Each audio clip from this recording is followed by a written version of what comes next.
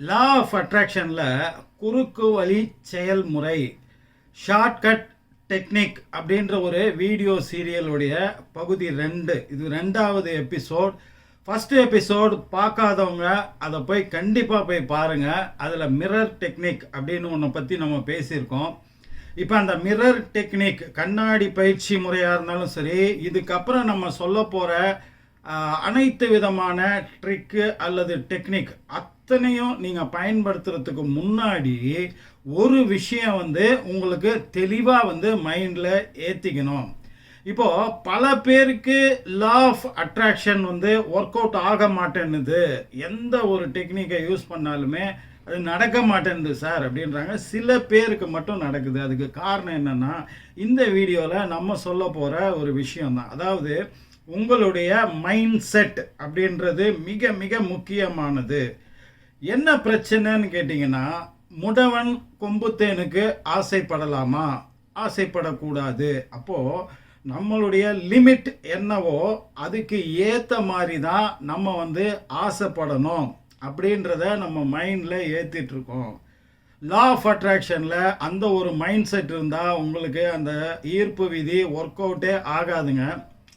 அதாவது real life, unreal life, parallel world, real world அப்படின்னு ஏகப்பட்டது இருக்குது. இது 3rd dimension world, 4th 5th 6th higher dimensions இருக்குது. இப்போ இதெல்லாம் புரியணும். இதை பற்றியெல்லாம் நம்ம அடுத்தடுத்த பகுதியில் பேச போகிறோம். இப்போதைக்கு அது தேவையில்லை. என்ன விதமான மைண்ட் செட் நீங்கள் இருக்கணும்.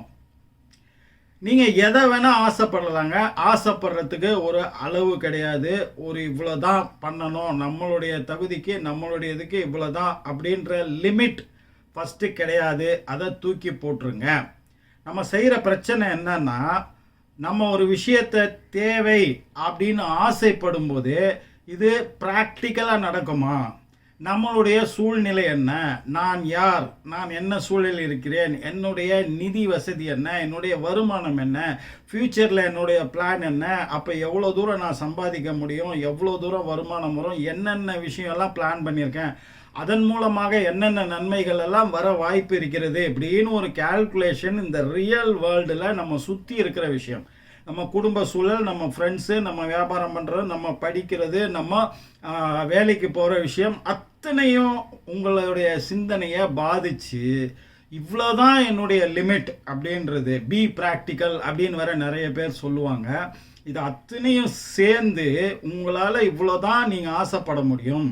அதை தாண்டி பேருக்கோ புகழுக்கோ பணத்துக்கோ நீங்களாக ஒரு லிமிட்டை அங்கே உருவாக்கிக்கிறீங்க இல்லையா?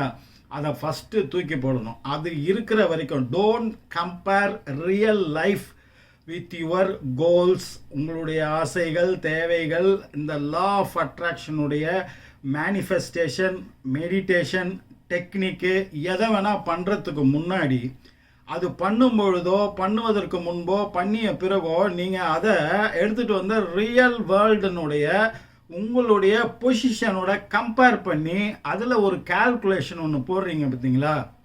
அதை முதல்ல விட்டால் ஒழிய உங்களுக்கு law of attraction work out ஆகாதுங்க. இதுக்கு பின்னாடி உள்ள சயின்ஸ் என்ன, இது ஏன் எதுக்கு அப்படின்றத பற்றியெல்லாம் ரொம்ப டீட்டெயில்டாக நம்ம வரப்போகிற வீடியோவில் பேசுகிறோம். அதுக்கு முன்னாடி ஒரு 1-2 சின்ன மேலோட்டமான விஷயங்களை மட்டும் நீங்கள் புரிஞ்சுக்கணும். ஃபினிட், இன்ஃபினிட் அப்படின்னு 2 இருக்கு இல்லையா? ஃபினிட் அப்படின்னு கேட்டிங்கன்னா, இப்போ 1லேருந்து 10 வரையும் உங்ககிட்ட 10 மாம்பழம் இருக்குன்னா 1 2 3ன்னு 1லேருந்து 10 வரையும் உங்களால் எண்ண முடியும். அதே மாதிரி உங்களுடைய சொத்து மதிப்பு என்ன, உங்களுடைய வருமானம் என்ன, உங்கள் வீட்டினுடைய வாடகை என்ன அப்படின்னா இதுக்கெல்லாம் ஒரு குறிப்பிட்ட மதிப்பை நம்மளால் சொல்ல முடியும். உங்களுக்கு எத்தனை பசங்க, உங்கள் வீட்டில் மொத்தம் எத்தனை பேர், இதெல்லாமே. அப்போது நீங்கள் இந்த 3rd டைமென்ஷன் வேர்ல்டில் வாழ்கிற வாழ்க்கை ஒரு ஃபினிட் வேர்ல்டு சம்மந்தப்பட்டது. எல்லாத்துக்குமே ஒரு ஃபினிட்டான விஷயத்தை நம்ம அது கூட ஃபிக்ஸ் பண்ணுவோம். இப்போ நம்மளுடைய மூளை சிந்திக்கக்கூடிய விஷயம், நம்ம கண் பார்க்கக்கூடிய விஷயம், நம்ம காது கேட்கக்கூடிய விஷயம் எல்லாமே அந்த ஃபினிட். ஆனால் அந்த உலகத்தில் அந்த ஃபினிட்டு தான் இருக்கான்னு கேட்டிங்கன்னா கிடையாது. இன்ஃபினிட் இருக்குது. அதில் நம்ம ஃபினிட் ஆன வாழ்க்கையை வாழ்கிறோம். அது 3rd டைமென்ஷன். இதை 4th டைமென்ஷன் நம்மளை கட்டுப்படுத்துது. அதை பற்றியெல்லாம் அடுத்த வீடியோவில் நம்ம பார்ப்போம். இப்போ இந்த ஃபினிட் அப்படின்றதுக்கு இன்னொரு உதாரணம் என்ன சொல்லலாம்னா, நீங்கள் கண்ணால் பார்க்கக்கூடிய விஷயம் இருக்கு இல்லையா, அந்த கலர், அதனுடைய அலைவரிசை, அந்த லைட் இருக்கு இல்லையா, அந்த லைட் வேவ்ஸ், இந்த கலர்லேருந்து இந்த கலர் வரைக்கும் இந்த ஒளி, அந்த லைட் வேவ்ஸினுடைய அந்த ஃப்ரீக்குவன்சி, இந்த ஃப்ரீக்குவன்சிலேருந்து இந்த ஃப்ரீக்குவன்சி வரையும் தான் நீங்கள் பார்க்க முடியும். ஆனால் அதை தாண்டி இந்த பக்கமும் அந்த பக்கமும் ஏகப்பட்ட லைட் வேவ்ஸ் இருக்குது, அதை நம்மளால் பார்க்க முடியாது. ஈவன் ஒரு தேனி கூட அல்ட்ரா வயலட் ரேஸை பார்க்க முடியும், நம்ம கண்களால் பார்க்க முடியாது. ஏன்னா அது ராத்திரியில் அது தேனை எடுக்கிறதுக்கு பூ எங்கே இருக்குது அப்படின்றத தேடி போகிறதுக்கான விஷயம் அதுக்கு தேவைப்படுறதுனால நைட்டில் அது அல்ட்ரா வயலட் ரேஸ், பூக்களிலிருந்து வெளிவரும் அல்ட்ரா வயலட் ரேஸை வந்து பயன்படுத்தி அது பூ இருக்கிற இடத்த லொக்கேட் பண்ணி அங்கே போய். ஆனால் நம்ம கண்களால் இன்ஃப்ராரெட் ரேஸையும் பார்க்க முடியாது, அல்ட்ரா வயலட் ரேஸையும் பார்க்க முடியாது, ரேடியோ வேவ்ஸை பார்க்க முடியாது, மைக்ரோவேவ்ஸை பார்க்க முடியாது, இப்போ எக்ஸ்ரேஸை பார்க்க முடியாது. இப்படி ஏகப்பட்ட ரேஸ் நம்மளுடைய ரேஞ்சுக்கு இந்த பக்கமும் அந்த பக்கமும் பெரிய ரேஞ்சில் வந்து நிறைய விஷயம் இருக்குது, அதெல்லாம் நம்ம கண்களுக்கு தெரியாது குறிப்பிட்டாலும். அதே மாதிரி நம்ம காதுகளுக்கு ஒலி, அந்த சவுண்டு வேவ்ஸ் இந்த ஃப்ரீக்குவன்சிலேருந்து இந்த ஃப்ரீக்குவன்சி வரையும் தான் கேட்கக்கூடிய கெப்பாசிட்டி நமக்கு இருக்கிறது. இப்படியே பார்த்துட்டு போனோம்னா நம்மளுடைய மூளைக்கும் அது லிமிட் ஆகி இருக்கிறது. இதுலேருந்து இது வரையும் தான் மூளையுடைய கெப்பாசிட்டின்னா அது வரையும் தான் நம்மளால் யோசிக்க முடியும். அப்போ இந்த ஃபினிட் வேர்ல்டில் நம்மளுடைய விஷயங்கள், நம்மளுடைய பவர் அத்தனையுமே ஒரு குறுகிய வட்டத்துக்குள்ள பவுண்டரியில் அடைப்பட்டு கிடைக்கிறது. அப்போது அதுக்குள்ளே தான் நம்ம என்னென்ன விஷயம் பண்ண முடியும், என்னென்ன இதுன்னு அந்த ஃபினிட் வேர்ல்டுக்குள்ளே தான் நம்ம அனலைஸ் பண்ணுவோம். ஆனால் நிக்கோலா டெஸ்லா அப்படின்றவரை பற்றி உங்களுக்கு தெரியும் இல்லையா, நம்மளும் நிறைய வீடியோ போட்டிருக்கோம். அவர் ஒரு அற்புதமான ஒரு சயின்டிஸ்ட்டு. அவர் ஏகப்பட்ட விஷயம் கண்டுபிடிச்சிருக்காரு, ஒரு மர்மமான விஞ்ஞானி அப்படின்னு சொல்கிறாங்க. அவர் வந்து ஒன்று சொல்கிறார், என்னன்னா கடந்த 10 வருஷத்தில் நம்ம என்னென்ன மனிதன் கண்டுபிடித்தானோ ஃபிசிக்கல், அதாவது நம்ம பயன்படுத்தக்கூடியது, நம்ம ஐம்புலன்களால் உணரக்கூடிய விஷயங்கள், மனிதனுக்கு பயன்படக்கூடிய கண்டுபிடிப்புகள், மனிதனால் கண்டுபிடிக்கப்பட்டது எத்தனையோ, அந்த 10 வருஷத்தில் நான் ஃபிசிக்கல் திங்ஸில் வந்து கான்சென்ட்ரேட் பண்ணியிருந்தால் அறிவியலாளர்கள் அது மாதிரி 1000 மடங்கு கண்டுபிடிப்புகளை கண்டுபிடிச்சிருக்க முடியும். ஸோ இனிமேல் வர விஞ்ஞானிகளாவது ஃபிசிக்கல் விஷயங்களில் ஆய்வு பண்ணுற டைமை விட நான் ஃபிசிக்கல். அப்போ நான் ஃபிசிக்கல்னு அவர் சொல்கிறது எதுன்னா, நம்ம மனதின் வலிமை, ஆள் மனதின் பவர், மைண்டு பவர், நம்ம சிந்தனை, நம்ம உள்ளத்தினால யோசிக்கிற விஷயம், அது வந்து 1000 மடங்கு 1,00,000 மடங்கு நம்ம மூளையை ஃபிசிக்கல் விஷயத்தை திங்க் பண்ணுறதை விட வலிமையானது அப்படின்ற ஒரு விஷயத்த சொல்கிறாரு. அதனால் அதில் வந்து நம்ம கான்சென்ட்ரேட் பண்ணணும் அப்படின்றார். இப்போ அதில் கான்சென்ட்ரேட் பண்ணும்போது என்ன விஷயம் அப்படின்னு கேட்டிங்கன்னா, இந்த ஃபினிட் வேர்ல்டுலேருந்து இன்ஃபினிட் வேர்ல்டு அப்படின்னு ஒன்று இருக்கு இல்லையா, அதுக்கு நம்ம போகணும்னா, அதுலேருந்து நம்ம விஷயங்களை நம்ம கிரகிச்சிக்கணும்னா அது மைண்டு பவரால் தான் முடியும். இப்போ நீங்கள் ஒரு விஷயம் வந்து உங்களுக்கு நடக்கணும் அப்படின்னு நீங்கள் வந்து ஆசைப்பட்டுட்டீங்கன்னா, அது விஷயம் உருவாகக்கூடிய இடம் எங்கேருந்து திரும்ப ஆரம்பிக்கும், இந்த இன்ஃபினிட் வேர்ல்டுலேருந்து. இப்போ 1 2 3 நான் எண்ணிக்கிட்டே வரீங்க, 1000 வரை என்றீங்க, 10,000 என்றீங்க, 1,00,000 என்றீங்க, 1 கோடி என்றீங்க, எவ்வளோ நம்பர் போட்டாலுமே அதுக்கு அடுத்த நம்பர் ஒன்று உங்களால் போட முடியும் இல்லையா. அதே வந்து இந்த நம்பர் சிஸ்டத்தினுடைய எண்டு என்னங்க, கடைசி நம்பர் என்ன அப்படின்னு நம்ம சொல்ல முடியுமா, சொல்ல முடியாது. அதை இன்ஃபினிட்டி அப்படின்றாங்க, இப்படி போடுறாங்க இல்லையா, இன்ஃபினிட்டி அப்படின்னு. ஏன் அப்படி இன்ஃபினிட்டி அப்படின்னு போடுறாங்க, நம்மளுடைய இதை வந்து ஒரு சர்க்கிளில் கவர் பண்ணோன்னா அதோடைய பவுண்ட்ரி லைன் இருக்கு இல்லையா, அந்த பவுண்ட்ரி லைன், அந்த எட்ஜில் தான் வந்து இன்ஃபினிட்டி இருக்குது அப்படின்னு வச்சுங்க, அந்த பவுண்ட்ரியில். அதே மாதிரி இதனுடைய பேரலல் வேர்ல்டு, ரியல் வேர்ல்டுனுடைய பவுண்ட்ரி இதுன்னா unreal world, parallel world, 4th dimension, அதுக்கு ஒரு வட்டம், ஹையர் டைமென்ஷன். இப்போ நம்ம இருக்கிறது 3rd டைமென்ஷன்.